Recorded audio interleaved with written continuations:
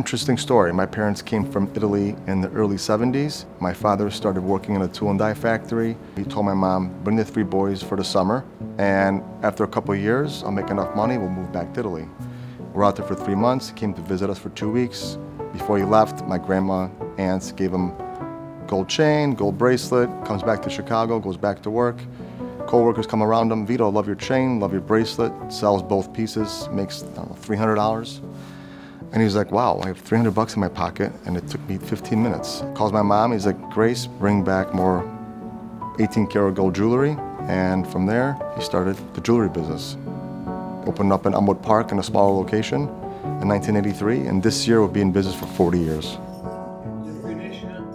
My name is Tony Ancona, and I'm the Vice President of Ancona Jewelers. When my brother and I took over the business, we would meet, talk about the future and what our goals were. Over the years, we would take notes, places we visited, from hotels to other jewelry stores, and create a kind of a binder, like kind of wish list of what we would want for our new location. And the opportunity came a couple years ago that we saw, and we purchased the building, and the expansion hopefully will be in there next May.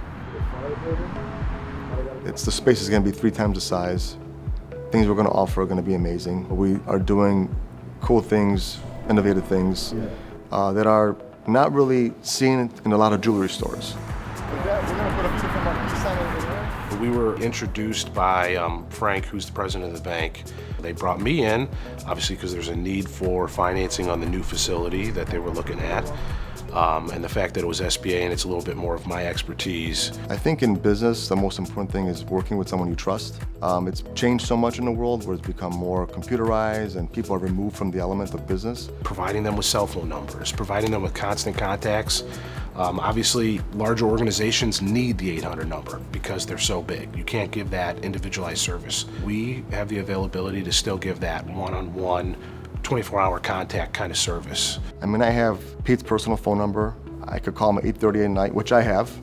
I hated to, but I did, and he picked up. I had a question about my loan, and he was able to answer the questions. 100% of my clients have my personal cell phone number. Their personal touch and their experience and their knowledge that they share, it's not about them growing their checking account or meeting their quota to open up accounts. It's more of them giving me advice to make sure I grow my business. We're going to give you that appropriate amount of time to understand you, your business, your lives, to make sure that you're comfortable and you're well positioned for future growth.